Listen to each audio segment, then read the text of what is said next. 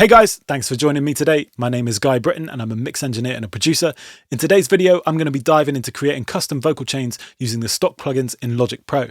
Some of you may have already downloaded my Ultimate Pop Vocals pack, which contains 30 custom vocal chains for Logic using only the stock plugins bundled with it. If you haven't already downloaded that pack, I'm going to leave a link in the description below and you can go and check that out after this video. Since releasing the pack, I've had a lot of questions from people asking me to break down the vocal chains in a bit more detail, explain some of the thinking behind the processing and what's going on there. So we're going to be taking a look at that in today's video. As I've said before in other videos, there's so much power in the Logic stock plugins and it's really easy to achieve great sounding mixes without the need for any additional plugins. So with that in mind, let's jump in and take a look at what's going on. So for this video, I'm going to be breaking down one of the vocal chains from the Ultimate Pop Vocals pack called the In Your Ear preset, which if we go to the library on the left-hand side, you'll see all of these vocal chains are now installed and they'll just appear in the library. We have some throws and effects here, some different delay throws and so on, and then the 10 vocal chains that are available down here. We're going to be using the In Your Ear preset in this video. As I say, this vocal chain was designed to engineer a nice up close and intimate sounding vocal. So that's what we're going to try and achieve. The track I'm using today is just a simple vocal and piano performance. So I want to engineer like a nice authentic sounding vocal that sits right up in the listener's ear. So let's take a listen to the track without any processing and then we'll see what the vocal chain is doing. The world is spinning slower than before, but you won't slow down, won't stay inside anymore. Tell me, have you heard your neighbor crying through the walls? 'Cause mine's been crying each night since I got home. So the first plugin in the chain is just a simple gain plugin. And the reason for having this at the beginning of the chain is just to make sure that we can get our gain staging right before we do any other processing. So for example, if the vocal is recorded a bit too hot, we don't want to have to be turning it down, working with the fader down here, because this doesn't give us good fader resolution. We want to be working mostly doing moves, sort of small moves up around here with the fader sort of up around 0 dB. So if the vocal's too hot to begin with, we can just bring the level down. Conversely, if it's too quiet and we're not getting enough level, we can easily just turn the gain up here and make sure that the vocal is hitting the other processors at the optimum level, because a lot of these compressors and the saturation plugins, for example, are tuned to expect the vocal to come in at a certain level, and that's where they sort of operate best. So having this gain plugin at the beginning of the chain just allows us to do that really easily, really quickly. I'm generally looking for the vocal to be hitting around about sort of -12, -14 dBFS on these meters. It's not an exact science, but it's just generally sort of a good ballpark to aim for. I think this vocal is about there anyway, so we probably don't have to use that gain plugin to do any adjustment, but let's just take a listen and see where that vocal's sitting. Maybe we'll be fine, said baby we'll get by, but maybe. So that looks like a good level to me. We've got plenty of headroom and the vocal's also a healthy level going into those compressors and so on, so that should be good. The next plugin in the chain is a simple channel EQ. Now, what I would say with any of these presets is that they are just starting points, so they are going to need to be tweaked to suit. It's not going to be a one-size-fits-all. Every vocal is different, so you're going to have to tune this to suit your own vocal. But in this case, we've got a little bit of a bump going on around about 1K, which is just bringing some of that mid-range forward, and then dialing out a little bit of harshness around about 5K, and then just cleaning up any unwanted low end. But like I say, we're going to make sure that this is kind of appropriate for the vocal that we're working on, and we'll dial it into taste. So the first thing that I want to do is just change the scale so that we can see in a bit more detail, be a bit more precise with our moves. So let's take a listen to what that's doing to the vocal. The world is spinning slower than before, but you won't slow down, won't stay inside anymore. Tell me, have you heard your neighbor crying through the walls? 'Cause mine's been crying each night since I got home. And our heads are spinning faster than before, but I know on paper it's nothing like the war. Or maybe we'll be fine, said baby we'll get by, but maybe. So really simple, just carving out a bit of this sort of lower resonance down here around about 180 hertz or so. I don't want to take too much of that out because that does add a warmth to the vocal, and if we cut too much of it away, it's just going to sound thin. And then just taking out some of this resonance around about 400 hertz. And then this, like I say, this mid boost is bringing it forward a little bit and dialing out a bit of harshness around about 5K, cleaning up the low end. That sounds good to me. So we're going to move on to the next plugin, which is just a compressor. And in this case, we're using the vintage FET 1176 style compressor. And the thinking behind having this where it is in the chain is that we've got a fast attack and a fast release, and this is quite a fast compressor anyway. So this is going to grab those transients. Anything that's poking out in that vocal is just going to help flatten it out. We're not trying to do any serious compression. We're just trying to sort of, level out any peaks that we've got popping out, and just make sure that the vocal's a little bit more consistent. So let's take a listen to what that's doing. We'll set the threshold and just change any of these settings as we need to. The world is spinning slower than before, but you won't slow down, won't stay inside anymore. Tell me, have you heard your neighbor crying through the walls? 'Cause mine's been crying each night since I got home, and our heads are spinning faster than before. Okay, cool, that's good. So we don't want it to be doing too much. So for example, on these kind of quieter parts around here, if the compressor's not working at all, then that's good, because we don't want it to be touching the quieter parts. We just want it to be sort of ironing out those heavier peaks around about here. So if you see, like, the needle just drops off here. Each night since I got home, and our heads are spinning. And at its hardest point, it's doing sort of 5-6 dB gain reduction. It's not doing an awful lot. So we've just got a 4:1 ratio, and then fast attack, fast release. I'm also using this soft distortion in the distortion circuit, and this to me adds like a kind of brightness in the top end, some nice upper harmonics that just help the vocal shine a little bit more. And then we're just bringing back the output gain to make sure that we're level matching it, and we're not being sort of deceived by it sounding louder, that it sounds better. So next up, we have a little bit of noise. You'll hear it sort of around about these parts where there's some gaps in the vocal. Tell me, have you heard your neighbor crying through the walls? You can hear that background noise. If we look right in on there, a lot of it's been edited, but there's parts. So these parts here, you can see have been edited out. These parts haven't. There is a bit of background noise, and the more we compress it and the more we sort of boost that top end, the more we're going to bring up that noise. So going to use a noise gate for this. The Logic noise gate is pretty good. We just have to tweak these sort of attack and release settings to make sure that we're not, carving into the vocal too much. But let's take a listen to what that's doing on and off, and then we'll see how much that's cleaning up that vocal. Tell me, have you heard your neighbor crying through the walls? 'Cause mine's been crying each night since I got home. So it's not going to be perfectly accurate, but somewhere around about minus 56 dB on the threshold seems to be working. I'm just going to let that release hang a little bit longer so that it sounds a little bit more musical. Let's hear that. Tell me, have you heard your neighbor crying through the walls? 'Cause mine's been crying each night since I got home, and our heads are spinning. So that sounds good to me. We're not carving into the vocal. It's not taking away anything it shouldn't be. Like I say, it's not going to be perfectly accurate, but listen in the context of the mix, and if it sounds good, move on. That sounds good to me. We're going to move on. Next up in the chain, we have the Tube EQ. Now, you'll see that I use quite a few different stages of EQ and compression, and the reason for that is just to add different flavors. So in this case, we're using the Tube EQ, which is the Pultec EQ emulation in Logic, and we're just using this to boost the top end in the vocal. We could have done that in the other EQ that we had going on in the channel EQ, but I like what this does. It adds a different kind of character to me.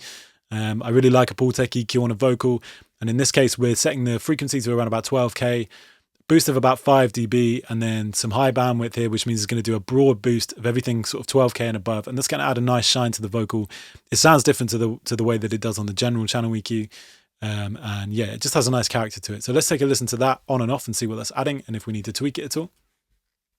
The world is spinning slower than before,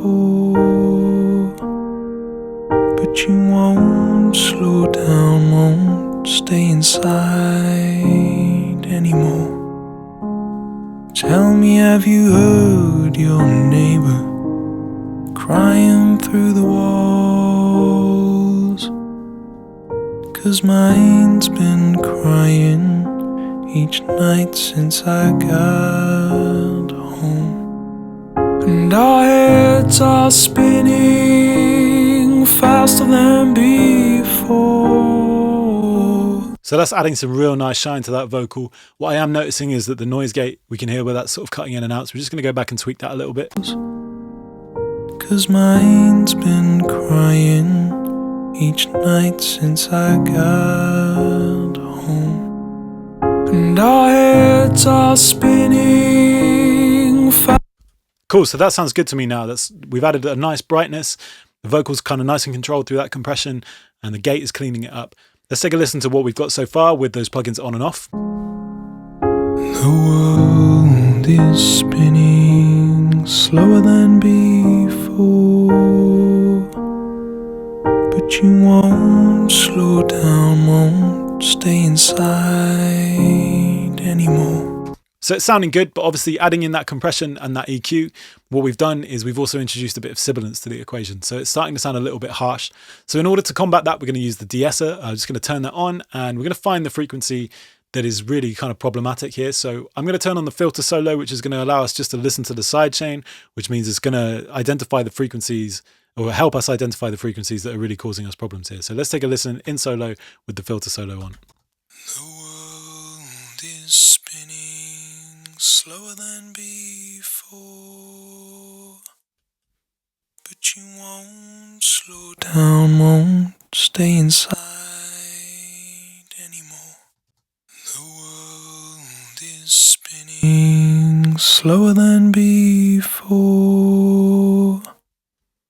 but you won't slow down, won't stay inside anymore. So that's tackling that sort of S sound there. That's around about 7.2K is where that sibilance is really coming from. The world is spinning slower than before,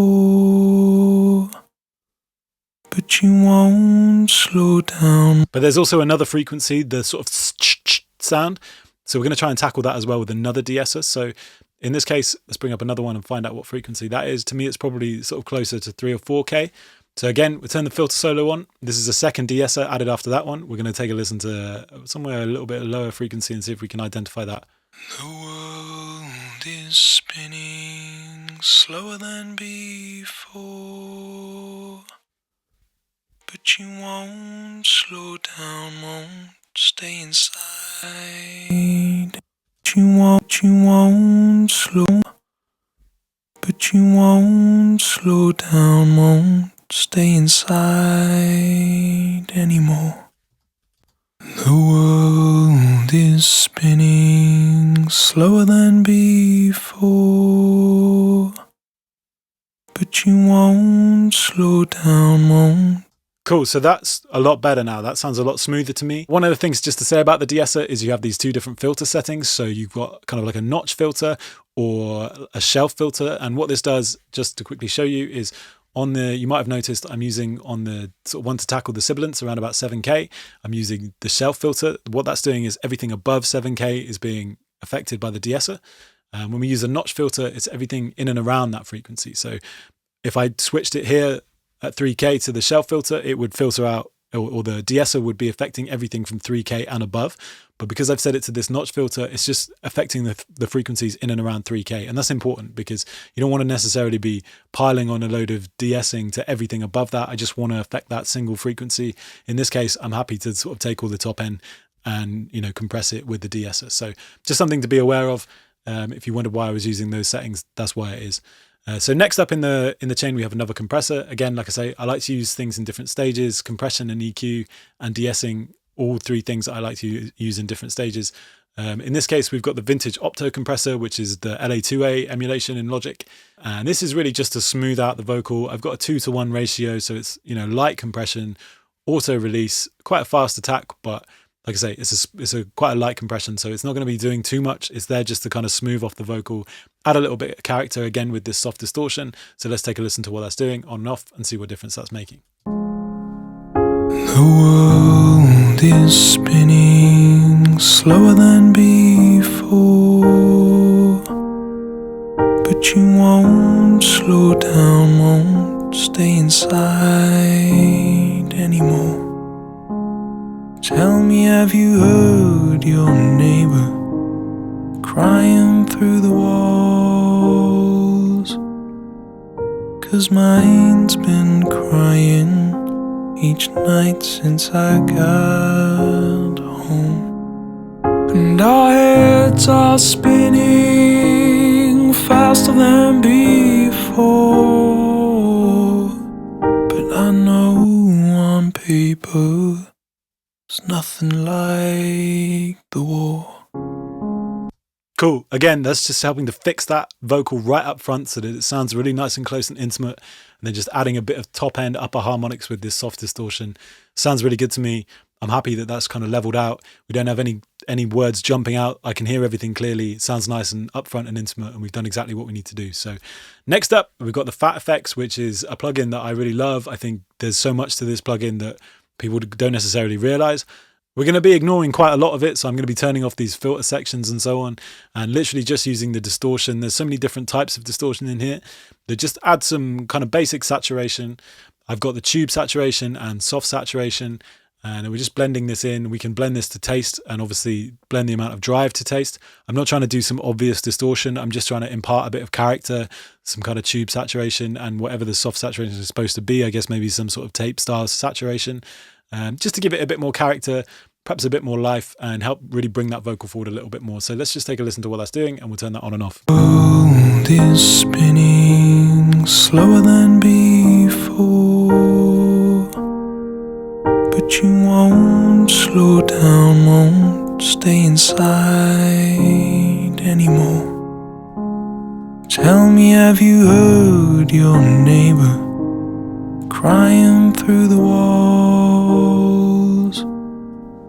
'Cause mine's been crying each night since I got home. And our heads are spinning faster than before. But I know on paper. Cool, so that sounds good to me. I don't want it to be an obvious saturation, like I don't want to hear the distortion, but it's adding quite a nice sort of, I don't want to say warmth, but a nice feeling to that sort of upper mid-range, those mid-range frequencies, helping it cut through a little bit more and just adding quite a nice airiness to it through this tube saturation. So I'm happy with what that's doing. Mixed in at about 65%, doesn't need to be any more than that. Don't need to drive it any more than that, because like I said, I don't want to hear an obvious distortion. Just want to add some sort of harmonic saturation, and that's doing exactly what I want. So last two plugins in the chain. First, we have an exciter, which is just going to add some more upper harmonics if we need to. I feel like the sibilance is becoming a bit of an issue again, so we're going to have to deal with that. We've got another de-esser there. We might have to go back a step and just kind of tame it before it gets to these plugins, but we're going to try this exciter. It might not need it. I feel like the vocal's quite bright already. Probably don't need to be adding any more upper harmonics, but let's see what this is doing. World is spinning slower than before, but you won't slow down, won't stay inside anymore. Tell me, have you heard your neighbor crying through the walls? 'Cause mine's been crying each night since I got home. And our heads are spinning faster than before. So on this bit, I quite like it. Where the vocal opens up, it adds quite a nice breathiness. And our heads are spinning faster than before. It's subtle, and it doesn't need to be any more than that. So around about 15K, it's quite a high frequency. If you listen with the dry signal off, we're just going to hear what that exciter is adding. Faster than before. It's really subtle, but I think it does add something that I quite like. So we're going to keep that. Like I say, 15K, you can dial that into suit wherever you want it to be. That's where it's working for me. I think that sounds good. So like I said, lastly, we have a little bit of a sibilance problem again. So we're just going to take a listen to it with this de-esser on and see if that's going to help tame it. World is spinning slower than before,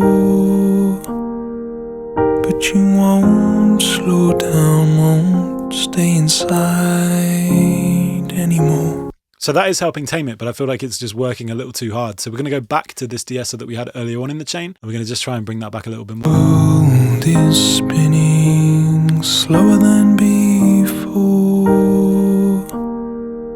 but you won't slow down, won't stay inside anymore. Tell me, have you heard your neighbor crying? World is spinning slower than before,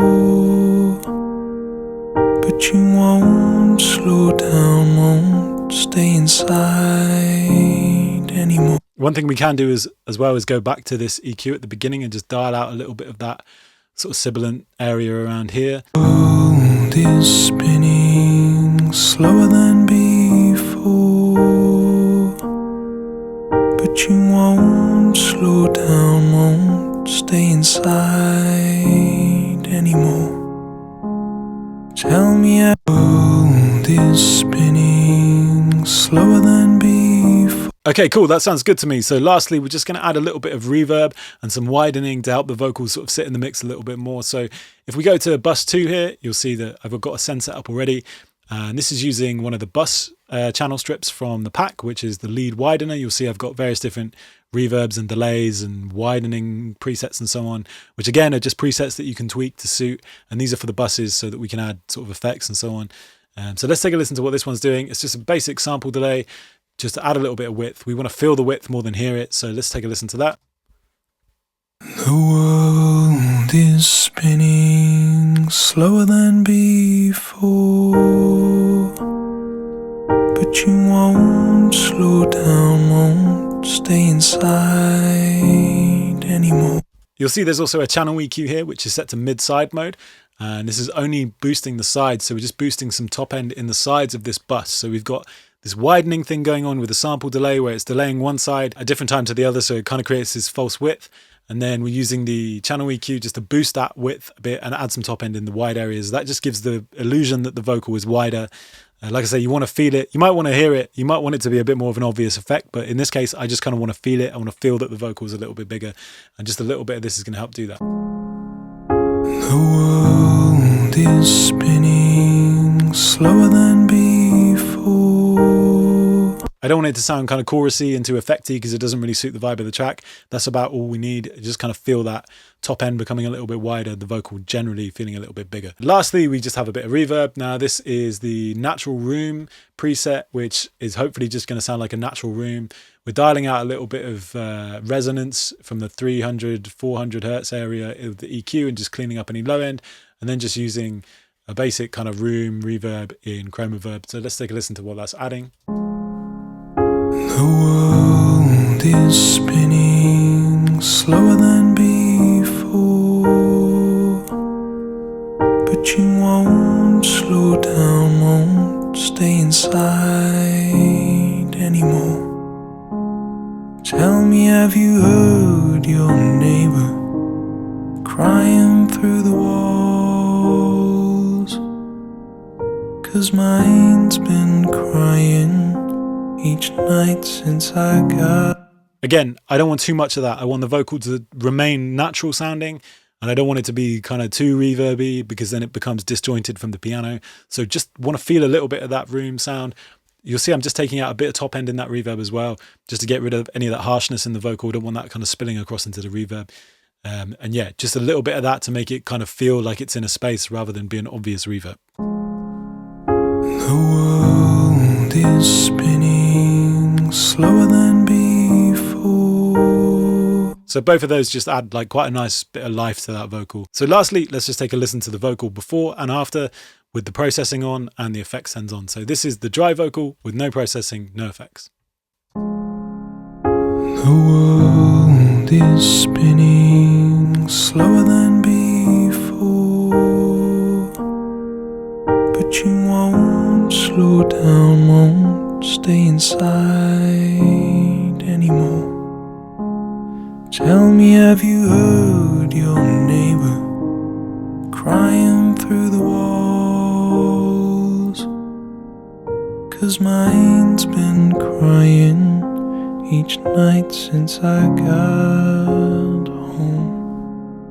And our heads are spinning faster than before, but I know on paper.